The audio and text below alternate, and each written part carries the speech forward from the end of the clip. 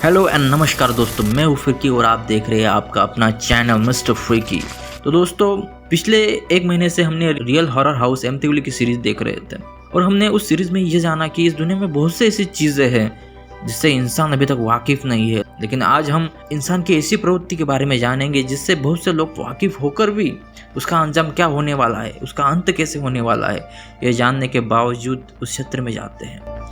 और मैं जिस क्षेत्र की बात कर रहा हूँ वो है आपराधिक क्षेत्र, मतलब क्रिमिनल वर्ल्ड। ये लोग इस चाह में जाते हैं कि हम भी इस क्षेत्र में घुसकर कोई बड़ा डॉन, बड़ा क्रिमिनल बन के बहुत सारे पैसे, लड़कियां, ऐश और मजा करेंगे। लेकिन आपने एक कहावत सुनी होगी, पहाड़ दूर से ही अच्छे लगते हैं, और एक कहावत है, दूर के ढोल सुहाने लगते हैं। पहली कहावत का अर्थ है कि कोई भी पहाड़ आपको दूर से ही अच्छा दिखेगा, लेकिन आप जब उस पहाड़ पर चढ़ोगे तो आपकी हालत पतली हो जाएगी। या फिर अगर आपको उस पहाड़ पर अकेले 1 साल तक रहना पड़ेगा, तब क्या वह पहाड़ आपको अच्छा लगेगा? नहीं ना। ऐसे ही दूसरी कहावत है, आपको हमेशा ही दूर बज रहे ढोल अच्छे लगेंगे, लेकिन जब आप उस ढोल के नज़दीक बैठोगे या आप उस जगह रहते हो जहाँ ढोल बज रहे हैं, तो 1 घंटे बाद वही ढोल की आवाज़ आपका दिमाग ख़राब कर देगी। और इसी चीज़ को समझाने के लिए आज मैं आपके लिए काफ़ी फेमस गैंगस्टर का केस लाया हूँ। इसके बारे में पूरी जानकारी के लिए इस वीडियो को आप पूरा एंड तक देखिएगा।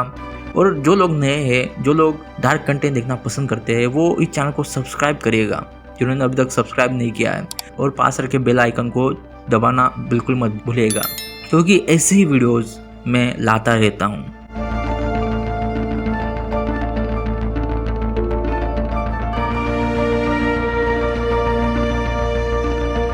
सो बैक टू द केस। आज हम एक ऐसे कम उम्र में ही फेमस हुए गैंगस्टर के बारे में जानेंगे जिसने तब क्राइम की दुनिया में अपना पाँव रखा था जब उस उम्र के बच्चे अपने करियर के लिए सोचते हैं। यह कोई पहला केस नहीं है कि एक कम उम्र के लड़के ने कोई क्राइम किया हो, लेकिन इस केस में ऐसा क्या था जो वो इतना फेमस हुआ? यह केस इतना लाइमलाइट में क्यों आया? तो यही जानेंगे हम। आज हम जिस गैंगस्टर की बात कर रहे हैं उसका नाम है दुर्लभ कश्यप, और उसके चाहने वाले उसे कोहिनूर कहते हैं। तो कहानी शुरू होती है 8 नवंबर 2000 से, जब दुर्लभ का जन्म हुआ था। उसके पिता पेशे से एक बिजनेसमैन थे और उसकी माँ एक सरकारी स्कूल में टीचर। जब दुर्लभ का जन्म हुआ था तब उसके पिता को यकीन था कि यह लड़का आगे चलकर जरूर कुछ हटके करेगा, यह दूसरों से कुछ अलग करेगा, और इसीलिए उन्होंने उसका नाम दुर्लभ रखा। दुर्लभ बचपन से स्कूल में लड़ाई झगड़े करता था, फिर चाहे वह उसका कोई जूनियर स्टूडेंट हो या फिर कोई सीनियर, और ऐसे ही बेपाक स्वभाव से वो किसी से भी भिड़ जाता था। यह देखकर बाकी स्टूडेंट भी उससे प्रभावित होकर उसके साथ रहने लगे, और इसी तरह उसने स्कूल में ही अपनी गैंग बना ली थी। कभी भी स्कूल में कोई झगड़ा होता तो सबसे पहले दुर्लभ को बताया जाने लगा, और फिर वो आकर झगड़े को सुलझाता था। कभी कभार स्टूडेंट किसी दूसरे स्टूडेंट को पिटवाने के लिए भी दुर्लभ के पास आने लगे, तब वो स्टूडेंट्स दुर्लभ को उस काम के लिए पैसे देते थे, और ऐसे ही करते करते दुर्लभ ने पूरे स्कूल में अपना दबदबा बनाया। कोई भी, उससे तो छोड़ ही दो, उसकी गैंग के मेंबर से भी पंगा नहीं लेता था। लेकिन दुर्लभ इसी में खुश होने वाला नहीं था, वो अपनी पहुंच और ज़्यादा बढ़ाना चाहता था। इसलिए उसने उम्र के 16 साल में ही स्कूल के बाहर अपने कारनामों को अंजाम देना शुरू किया। उसकी गैंग में बहुत से लड़के खुद शामिल होने आते थे, और उसके एक इशारे पर वह किसी को भी मौत की हाट उतारने को तैयार रहते थे। यह सब इसलिए हुआ क्योंकि दुर्लभ ने अपने फेसबुक अकाउंट से एक पोस्ट शेयर की थी जिसमें लिखा था कि वह एक कुख्यात बदमाश है, हत्यारा है, और कोई भी विवाद हो, कैसा भी विवाद हो, उससे संपर्क करे। और बाकायदा उसने हर एक चीज़ का रेट उस पोस्ट में लिखा था, जो किसी को धमकाने से लेकर किसी का मर्डर करने तक का था। यही पोस्ट 27 अक्टूबर 2018 को इंटरनेट पर वायरल हो गई, और जिसके बाद पुलिस की नज़र उस पर पड़ गई। जिसके बाद दुर्लभ और उसके साथ 23 लड़कों को गिरफ्तार किया गया। इसी वारदात ने दुर्लभ को हर जगह फेमस कर दिया। ज़्यादातर कम उम्र के बच्चे उससे प्रभावित हो रहे थे। उसको हर दिन सैकड़ों मैसेज और फ़ोन्स आने लगे। बहुत से लड़के उसकी गैंग में शामिल होना चाह रहे थे, और यह लड़के बस उसी के शहर के नहीं थे, दूसरे शहर से भी कई लड़के अपना घर बार छोड़कर उसकी गैंग में शामिल होने उज्जैन आ रहे थे। दुर्लभ बस एक फेसबुक पोस्ट से फेमस हुआ ऐसा नहीं है, उसका जो लाइफस्टाइल था उससे भी लड़के काफ़ी प्रभावित थे। दुर्लभ हमेशा माथे पर टीका लगाता था और कंधे पर काले रंग का गमछा डाले रहता था, और वह सोशल मीडिया पर महंगे महंगे हथियारों को चलाकर वीडियो डालता था। और यही नहीं, उसकी गैंग का हर एक लड़का बिल्कुल दुर्लभ की तरह ही ड्रेस कोड पहनता था। दुर्लभ अब बड़े बड़े कारोबारियों, अमीरों और दूसरी गैंग के लड़कों को चुनौतियाँ देने लगा था और उनके रास्ते के रुकावट बन रहा था। 17 साल के होते होते उसका नाम हर रोज़ पुलिस स्टेशन में सुनाई देने लगा, और धीरे धीरे पूरे उज्जैन में उसका आतंक छा गया। 18 साल के होने तक उस पर 9 से ज़्यादा आपराधिक मामले दर्ज हुए थे, जिसमें फिरौती से लेकर जान से मारने की धमकी तक संगीन मामले शामिल थे। दुर्लभ अब हिस्ट्री शीटर बन चुका था और उसी के नाम से उसके गैंग के और लड़के भी किसी को भी धमकाते थे, क्राइम करते थे। इससे दुर्लभ कई लोगों की नज़र में आ गया था। इसी तरह उसने कई सारे लोगों से दुश्मनी मोल ले ली थी। उसकी गैंग में उसके ही रूल्स होते थे, जैसे कोई अपराध करते समय कोई नशा नहीं करेगा। दुर्लभ का केस तब एसीपी सचिन अतुल को देख रहे थे। उन्होंने ही दुर्लभ की फाइल बनाई थी। पहले लॉकडाउन में दुर्लभ को ऐसे ही किसी संगीन क्राइम में अरेस्ट करके जेल में डाला गया था। तब एसीपी अतुलकर ने उसे कहा था कि दुर्लभ, तुमने कम उम्र में ही ज़्यादा दुश्मनी पाल ली है। जब तक तुम इस जेल में रहोगे तब तक ही तुम बचे रहोगे। जिस दिन बाहर निकलोगे मारे जाओगे। और यही एक बात आगे जाकर सच होने वाली थी। दुर्लभ की कम उम्र होने के लिए उसे सुधागृह में भेजा गया था और सही उम्र के बाद उसे तिहाड़ जेल भेजने वाले थे और शायद इसीलिए दुर्लभ अपना पेरोल नहीं करवा रहा था। लेकिन 2020 में जब कोरोना की वजह से सभी कैदियों को पेरोल देकर छोड़ने लगे तब उसमें दुर्लभ भी शामिल था और न चाहते हुए भी दुर्लभ को जेल से रिहा कर दिया गया। जिसके बाद वह उसके एक रिश्तेदार के पास इंदौर में रहने लगा। 2 महीने बाद जब लॉकडाउन हटाया गया तब दुर्लभ अपनी माँ के यहाँ उज्जैन आ गया। 2-3 दिन बाद घर में ही रहने से वह उब गया था। वह ऐसे छिपे रहना नहीं चाहता था और उसके दोस्त भी उसे हमेशा ही बुलाने आते थे और ऐसे ही वह धीरे धीरे वापस अपनी आपराधिक दुनिया में वापस लौट रहा था। वह फिर दोस्तों के साथ उज्जैन घूमने लगा और साथ में ही वह अपनी आपराधिक गतिविधियाँ भी कर रहा था। रात रात भर वह उज्जैन की सड़कों पर अपने दोस्तों के साथ पार्टी करता था। 2 महीनों तक वह ऐसे ही बेखौफ घूमता रहा, लेकिन फिर भी किसी पुलिस वाले ने उसकी गतिविधियों पर नज़र नहीं डाली।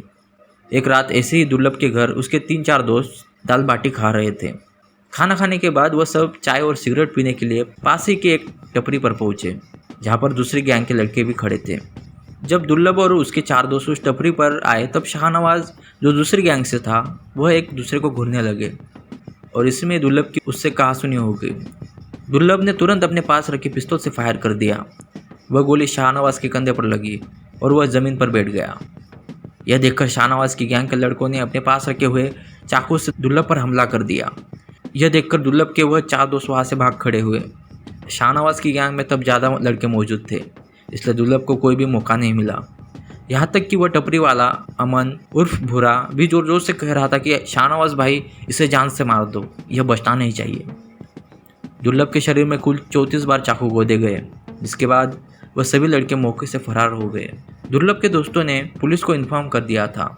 जब पुलिस वहाँ आई तब तक दुर्लभ ने दम तोड़ दिया था। बाद में उसे पोस्टमार्टम के लिए ले जाया गया। जिस दिन यह घटना हुई थी उसके एक दिन पहले ही वह दुकानदार पुलिस की यहाँ शिकायत दर्ज करने गया था, लेकिन पुलिस ने उसकी शिकायत दर्ज न करते हुए उसे वहाँ से भगा दिया था। और इसी घटनाक्रम को देखते हुए फिर एक बार साबित होता है कि आप अपराध की दुनिया में कितने भी बड़े बादशाह क्यों न हो, आपके आखिरी समय में आप अकेले ही मरोगे। शाहनवाज और उसके साथ और भी लड़कों को अरेस्ट किया गया। शाहनवाज को हॉस्पिटल ले जाकर ऑपरेशन करके जेल में भेज दिया गया, जिसके कुछ ही दिनों बाद शाहनवाज ने उसी जेल के छत पर चढ़कर मुंह के बल छलांग लगा दी। बाद में हॉस्पिटल में उसके इलाज के दौरान मौत हो गई। उसकी मौत काफ़ी संदिग्ध थी। उस जेल में दुर्लभ के और भी साथी थे, तो मुझे ये सुसाइड से ज़्यादा मर्डर लगता है। और वैसे भी अगर शाहनवाज को जेल से रिहा भी कर देते तो बाहर दुर्लभ की गैंग उसे मार ही देती। दुर्लभ अपनी माँ के बहुत करीब था। अपनी माँ के हाथ का खाना खाकर अगले ही पल उसकी मौत की खबर से किसी भी माँ के लिए यह पीड़ा असहनीय थी और शायद इसी वजह से उनकी भी 7 महीने बाद मृत्यु हो गई। दुर्लभ के पिता ने बताया कि जब उनके बेटे का अंतिम संस्कार किया गया तब कोई भी दोस्त उनके पास नहीं आया। दुर्लभ की मिट्टी उठाने एक भी दोस्त नहीं आया था। उसके पिता का कहना है कि कोई भी इस तरह बुराई के रास्ते जाने से बचे। जैसे मेरे बेटे की हालत हुई है, मैं नहीं चाहता कि किसी और के बेटे की हो, लेकिन दुर्भाग्य से इसका उल्टा हुआ है। दुर्लभ के मौत के बाद उसकी गैंग में लड़के शामिल हो रहे हैं। उसके नाम से उसकी गैंग चला रहे हैं और ज़्यादातर उसमें नाबालिग लड़के शामिल हैं। हम इनको इतना भी आईना दिखा ले, लेकिन ऐसे कम उम्र के बच्चे क्राइम की दुनिया में जाने से नहीं रुकते हैं। इसका सबसे ज़्यादा जिम्मेदार मैं बॉलीवुड को मानता हूँ, क्योंकि सबसे ज़्यादा इन्फ्लुएंस बच्चे इससे ही होते हैं। अब आप किसी भी गली में जाओ तो कोई भी छोटा मोटा दादा भाई तुर्रम खाम दिखेंगे जो खुद को सुल्तान मिर्ज़ा, माया भाई, मन्या सूर्य समझते हैं। अब इसमें उनकी भी क्या गलती है। बॉलीवुड जब तक इन अपराधियों को ग्लोरीफाई करेगा तब तक ऐसे लोग इनको हीरो ही समझेंगे और उनके जैसे ही बनना चाहेंगे। असल ज़िंदगी में इन अपराधियों को कुत्ते की मौत मिली थी यह आपको नहीं दिखाएंगे। ये सब डायरेक्टर पैसे कमाने के लिए गैंगस्टर की लाइफ को और ड्रामेटिक बना देते हैं। असल में जब आपके पीछे पुलिस लगी हो जो आपका कभी भी एनकाउंटर कर सकती है, दूसरी गैंग के अपराधी जो आपके खून के प्यासे है, यह मरने का डर आपको जीने नहीं देता है। ये लोग कभी आम लोगों की तरह आज़ाद नहीं घूम सकते हैं। ऐसे नहीं वह दाऊद पाकिस्तान में छिपा बैठा है, लेकिन बॉलीवुड वालों ने उसको भी हीरो बना के रखा है। इन अपराधियों में पकड़े जाने का डर, मौत का डर हमेशा ही रहता है और इसी डर को कम करने के लिए ये लोग हमेशा ही नशे में रहते हैं और यही नशा इन्हें अंदर से खाता चला जाता है। वही दूसरी तरफ एक आम इंसान जो दिन भर मेहनत करता है उसे रात में सुकून भरी नींद आती है। उनको नींद के लिए किसी तरह का नशा नहीं करना पड़ता है, लेकिन कई लोगों को यह लाइफ बोरिंग लगती है। लेकिन ऐसी रोमांचक जिंदगी का भी क्या फ़ायदा जो खुद की लाइफ के साथ अपने परिवार की ज़िंदगी को बर्बाद कर दे। सोशल मीडिया पर ऐसे लोगों को स्टार बना दिया जाता है, बल्कि अभी आप इंस्टाग्राम पर देख सकते हैं दुर्लभ कश्यप के कई सारे फैन पेजेस बनाए गए हैं और इनकी पोस्ट यहाँ पर आप देखोगे तो समझ आएगा कि यह लड़के माया भाई, मन्या सुरवे, गैंग ऑफ वसेपुर जैसी फिल्मों से कितने प्रभावित हैं। सब लोग डॉन विलन बनना चाहते हैं, लेकिन इसका अंत हमेशा ही दर्दनाक होता है। खैर, समझदार को इशारा ही काफ़ी है। बाकी जिन लोगों को बचपन से इन फिल्मों द्वारा ब्रेनवॉश किया गया है उनको भगवान ही समझे। सो ये वीडियो यहीं पर ख़त्म करते हैं। आई होप कि ये वीडियो आपको अच्छा लगेगा और अगर वीडियो अच्छा लगे तो वीडियो को लाइक करना, आपका फीडबैक देने के लिए कमेंट करना और जो लोग ऐसी कहानियाँ सुनना पसंद करते हैं उन लोगों को, मतलब आपके दोस्तों को ये वीडियो शेयर करना। मैं आपसे मिलूँगा अगली बार अगले नए किसी वीडियो के साथ, बट तब तक के लिए